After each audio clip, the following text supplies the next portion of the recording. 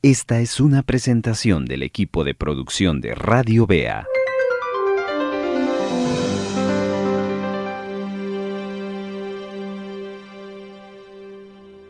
Queremos dar gracias a Dios y a usted por la oportunidad que nos da de poder compartir este momento en la palabra donde juntos nos vamos a acercar a ella y aprender. Espero que usted esté deseoso de escucharla y de aprender. Hoy quiero llevarles a la vida de un hombre que relativamente aparece poco en la Biblia, pero el hecho de que aparezca poco no significa que esté ahí como de más. No, al contrario, creemos que todos los personajes que aparecen a lo largo de las Escrituras son claves y Dios en su sabiduría los puso ahí para mostrarnos y enseñarnos cada vida, sus experiencias, sus actitudes, etc. Y hoy vamos a ver la vida de un hombre llamado Tomás, famoso Tomás. Lamentablemente es famoso por lo negativo que él proyectó, aunque él tuvo un gran escenario y de hecho el final de sus días fue positivo, porque la Biblia registra sus inicios y fueron inicios como los nuestros, con muchas cosas negativas, pero el final de sus días fueron finales gloriosos porque él se convirtió en un apóstol de Jesucristo y fue parte de esa comisión que el Señor encomendó a los 12. Y por ahí quiero iniciar, porque a pesar de que vamos a ver cosas negativas de este hombre, pues una de las preguntas que puede surgir en alguien es, bueno, si este hombre tiene errores, ¿por qué Jesús lo escogió? De hecho, Jesús pasó toda la noche orando por Tomás antes de escogerlo, y cuando él descendió después de ese tiempo de oración, él dijo, Tomás es la persona que debe de acompañarme. Jesús no se equivocó. Y vemos que la historia lo rectifica, o lo verifica, mejor dicho, ya que Tomás, repito, se convierte en uno de los pilares del Evangelio a lo largo de la historia de la iglesia primitiva. Pero, repito, sus inicios son un ejemplo, y específicamente quiero decirle ejemplo de qué. Tomás nos enseña de que es importante oír, es importante estar, es importante saber, pero que no es suficiente. Porque Tomás tuvo el privilegio de oír a Jesús, tuvo el privilegio de saber de Jesús, tuvo el privilegio de estar con Jesús, pero que esos puntos que les comparto no fueron suficientes para él para llegar al momento cúspide de la vida cristiana, que es que nuestra fe sea fuerte, sea creciente.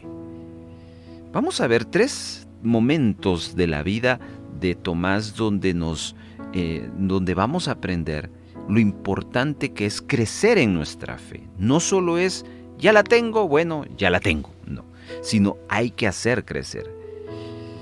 Y que nos va a desafiar a ir más allá de oír, estar y saber. Quiero iniciar con un texto que será importante y que nos llevará a tener una perspectiva correcta de esto. Lucas capítulo número 6, verso 45 dice que el hombre bueno del buen tesoro de su corazón saca lo bueno, y el hombre malo del mal tesoro de su corazón saca lo malo, porque de la abundancia del corazón habla la boca. ¿Qué quiere decir este texto? Este texto nos habla no solo en referencia a las palabras, sino también a las actitudes, pues ambas muestran nuestro corazón. Si hay un buen tesoro en nuestro corazón, entonces se va a dejar mostrar con las palabras o con las actitudes. Si tenemos un corazón malo, se van a dejar mostrar. Entonces nuestras palabras y actitudes, hermanos, dicen más sobre nosotros de lo que pensamos y revelan que algunos hombres son buenos y otros son malos. Hay que tener mucho cuidado de lo que decimos y hay que tener mucho cuidado de lo que hacemos. ¿Por qué? Porque las palabras y las actitudes revelan lo que somos interiormente. En ese sentido, entonces, vamos a ver 3 momentos de Tomás que nos van a mostrar esto precisamente. ¿Qué había en el corazón de Tomás? Y vamos a aprender en este instante. ¿Está listo? Vaya conmigo al Evangelio de Juan, capítulo número 11, versículo número 16. Dice que estaba entonces enfermo uno llamado Lázaro, de Betania, la aldea de María y de Marta, su hermana.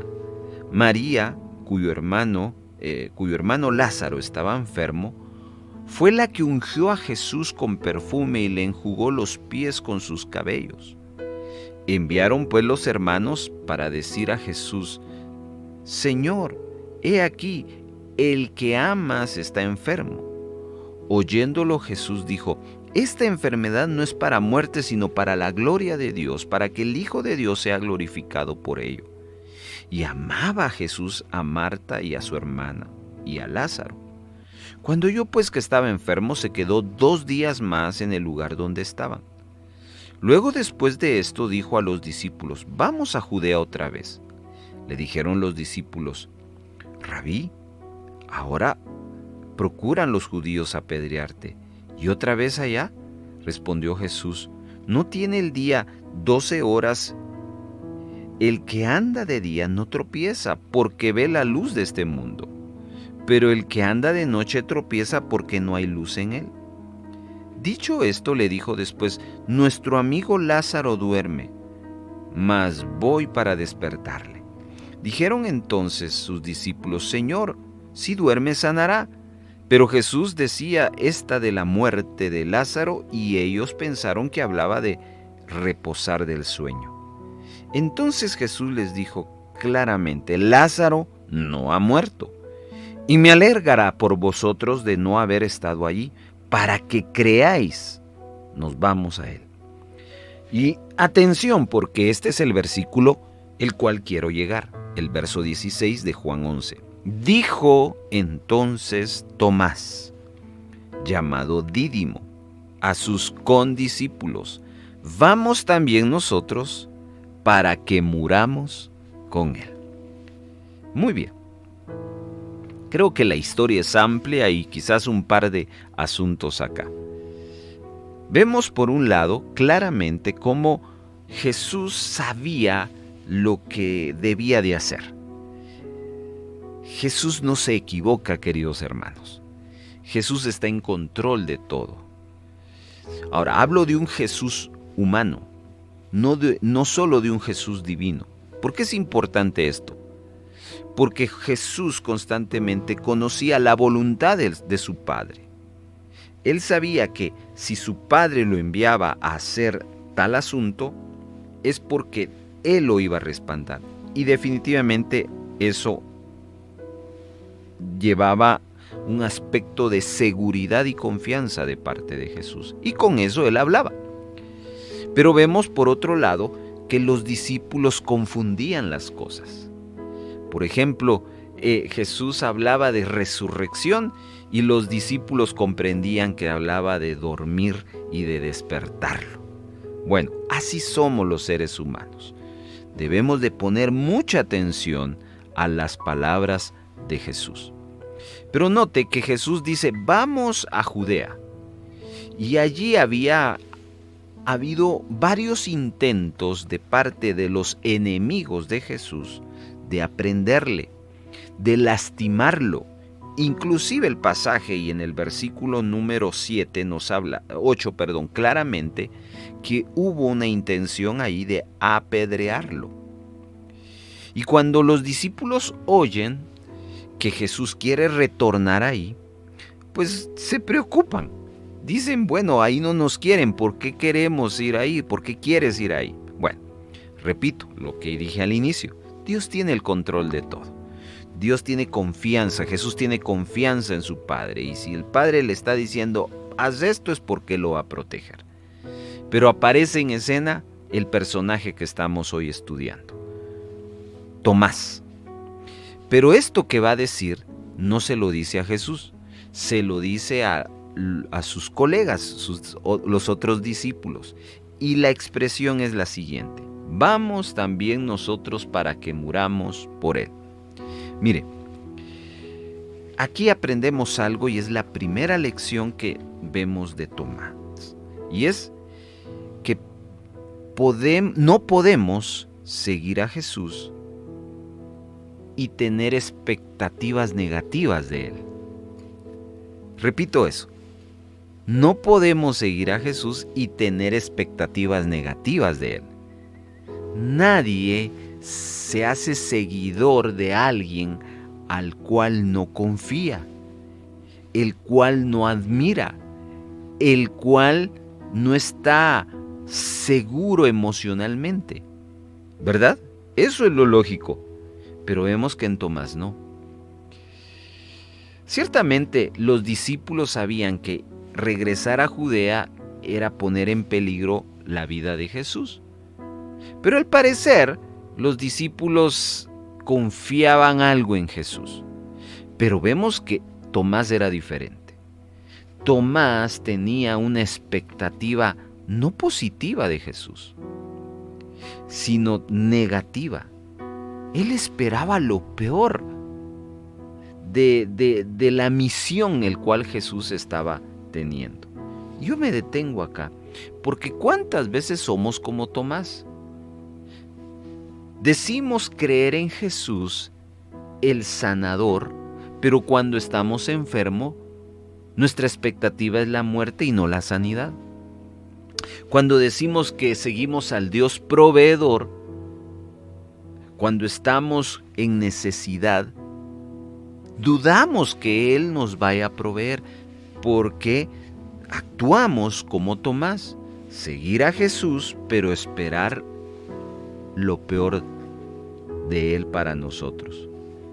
Tomás creía que si Jesús volvía a Jerusalén, sin duda los judíos le darían muerte. Eso era lo que Tomás creía. Y así somos nosotros. Estamos ahí, pero como dije al inicio, no es suficientemente estar, sino con qué actitud, con qué expectativa vamos a estar. Porque tú puedes estar en la iglesia, tú puedes estar en el templo, tú puedes estar en la reunión, y dentro de esa reunión tú puedes decir y tener expectativas negativas de lo que va a ocurrir. Y de hecho a veces así somos, con lo que decimos y en relación a cómo actuamos. Cuando sabemos que el pastor no va a predicar, cuando sabemos que X persona no es el que va a cantar los cantos, decimos, ay no, hoy sí se va a sentir feo. Tenemos expectativas negativas estando en el lugar correcto, y eso fue lo que le pasó a Tomás. Por eso hoy nos detenemos a reflexionar en ello y a considerarlo. ¿No será que estamos actuando de esa manera nosotros? Hay algo que no tenemos que ignorar en todo esto, y es que seguir a Jesús, estar en los caminos del Señor, es estar en el mejor lugar y en el mejor escenario para ver la gloria del Señor.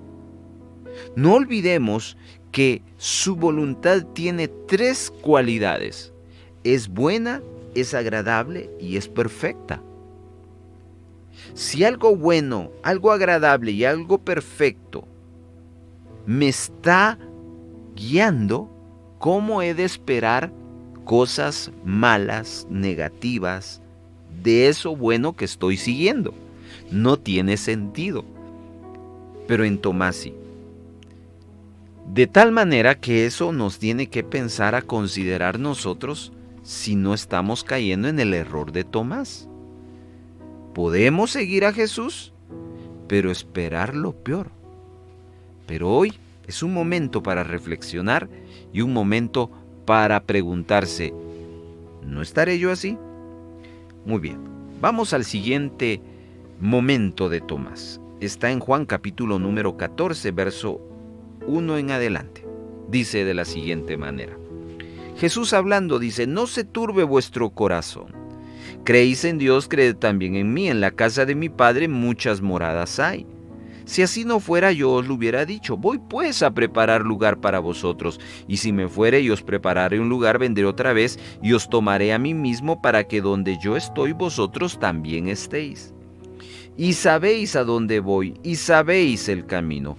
Hago un paréntesis porque Jesús les está diciendo que está preparándolos para darle la noticia y volverles ya a confirmar lo que ha venido diciéndole de que tiene que ir a la cruz, tiene que morir, va a resucitar, pero después va a ascender al Padre. Todavía a los discípulos les cuesta entender eso. Este es el momento que sí lo van a entender y es lo que Jesús está hablando. Y aparece en escena, ¿quién, hermanos? ¿Cómo se llama el personaje que estamos viendo? Tomás. Versículo 5.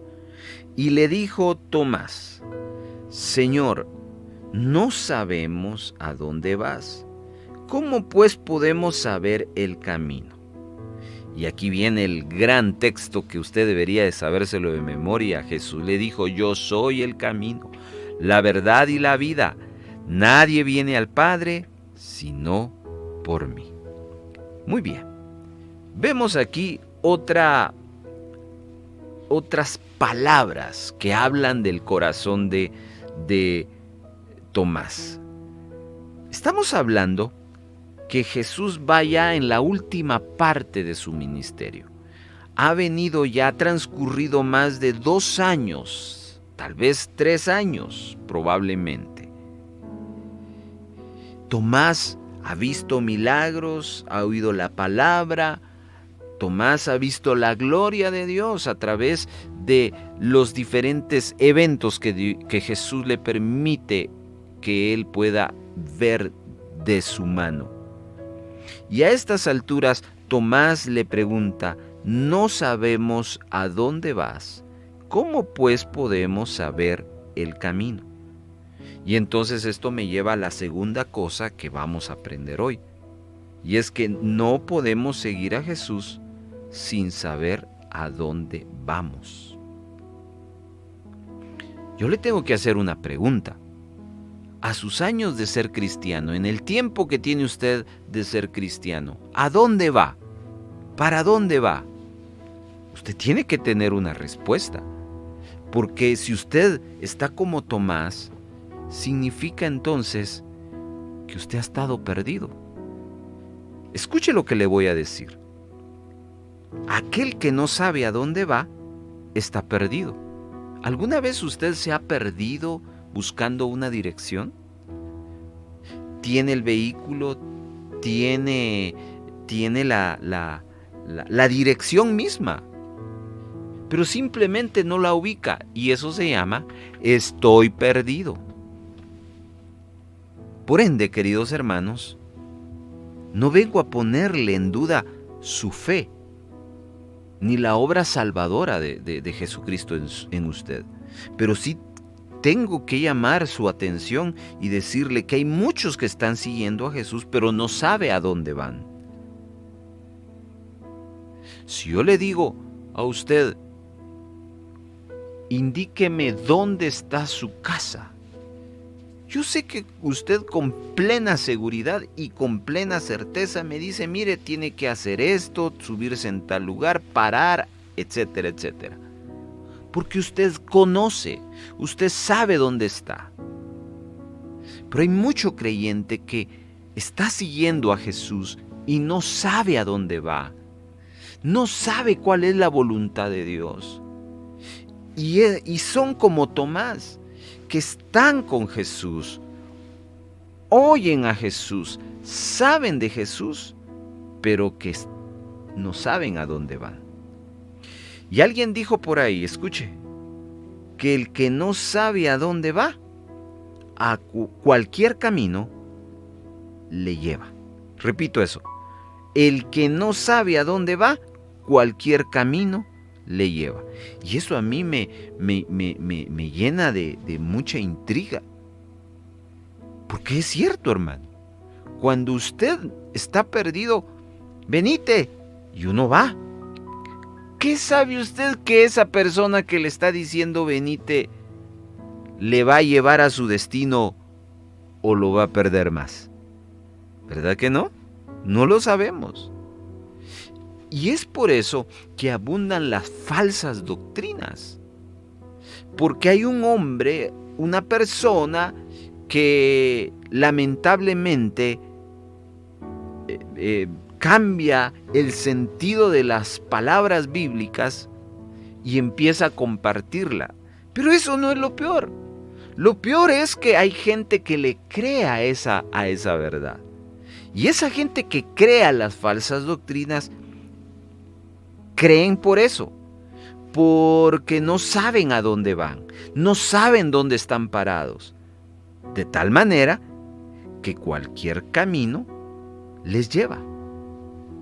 Y es por ello que tenemos que reflexionar, tenemos que meditar y considerar, ¿no será que yo estoy como Tomás, siguiendo a Jesús, pero no sé a dónde me lleva? Hablábamos en el punto anterior que Dios me va a llevar de acuerdo a su voluntad. ¿Sabe usted dónde está revelada la voluntad de Dios? Sí, hermano, en la Biblia. Bien, ¿pero la lee? ¿La estudia? No, hermano, he ahí el problema. Sabe que tiene un mapa, pero no lo usa. Sabe que tiene un instructivo, pero no lo busca. Entonces, va a vivir perdido. Entonces, Tomás, en este ejemplo, nos lleva a que podemos seguir a Jesús sin saber a dónde vamos.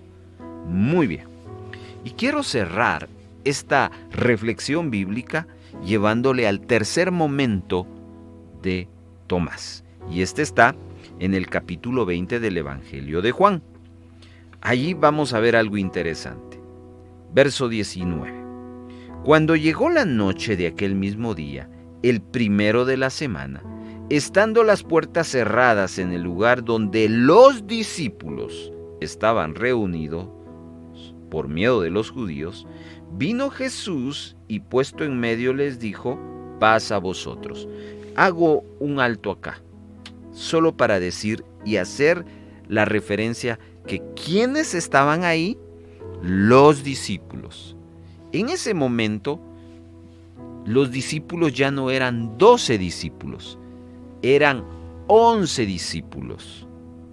¿Por qué? Porque Judas había decidido traicionarlos y ya no quiso más estar vinculado con ellos. Entonces, allí debieron de haber 11 discípulos. Sigamos con la lectura.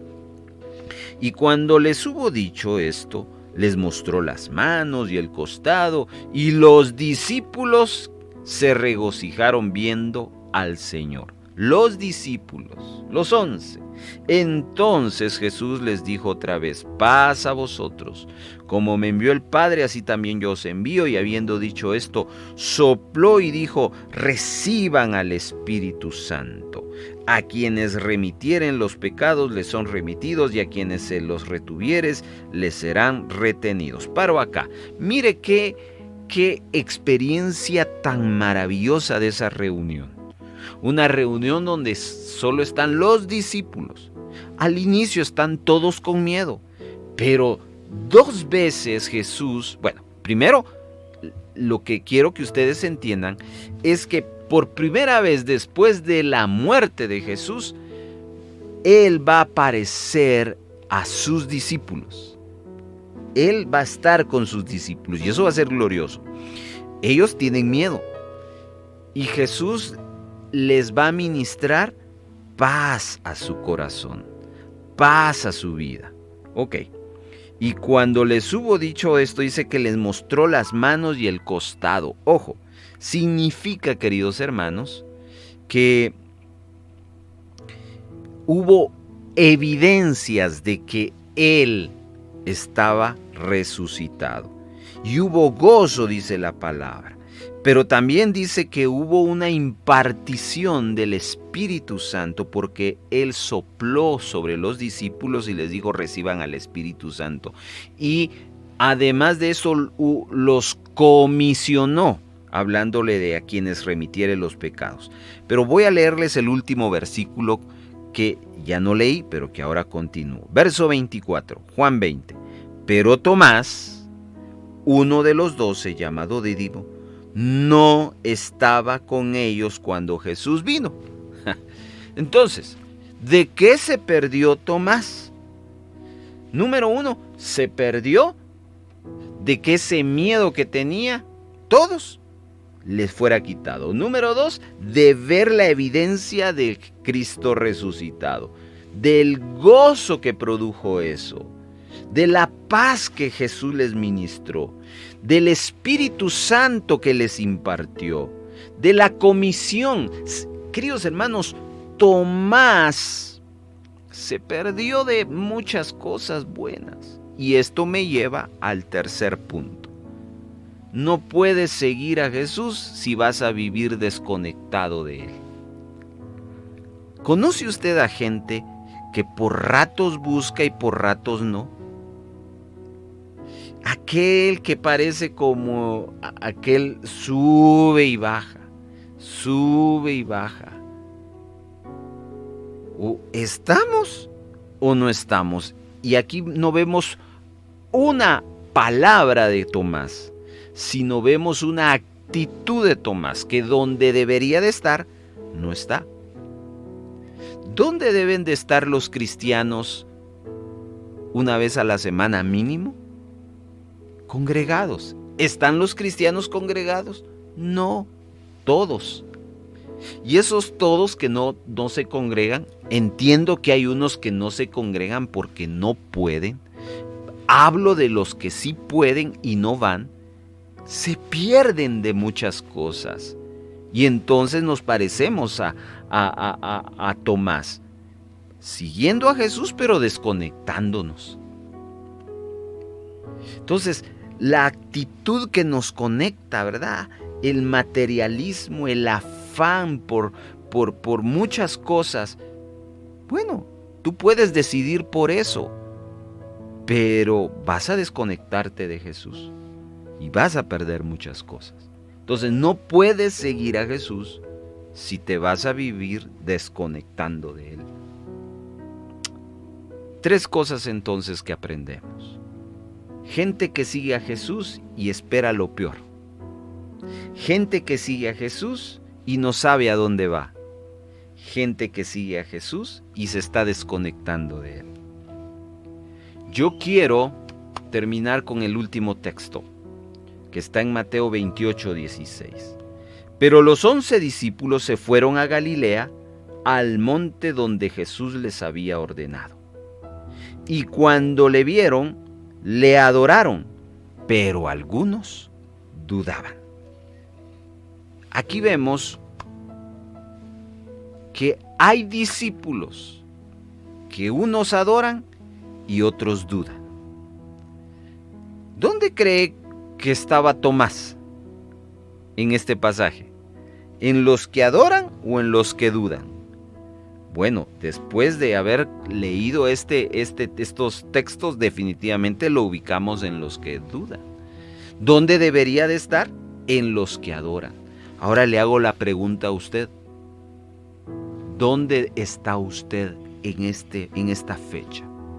¿Usted es de los que dudan o es de los que adoran? Yo adoro. Muy bien. Si usted adora, entonces usted no está esperando lo peor de Jesús. Entonces usted sabe a dónde va. y entonces eso me muestra que usted no vive desconectado. Y en ese sentido entonces, le pido al Espíritu Santo en este momento que haga su obra y traiga convicción a su corazón y que le mueva a usted a hacer la reflexión en lo más profundo de su corazón para que determine qué tipo de discípulo es usted. Querido hermano, estamos convencidos de que usted ha sido llamado a ser un genuino discípulo. Gracias, Espíritu Santo, por amarnos, cuidarnos y llevarnos a esta confrontación donde tenemos la oportunidad de cambiar. Que este momento lo aprovechemos al máximo para desarrollar una vida de compromiso, esperando lo mejor de ti, Señor, estando seguro a dónde vamos y estar siempre conectados a ti. En el nombre de Jesús, amén.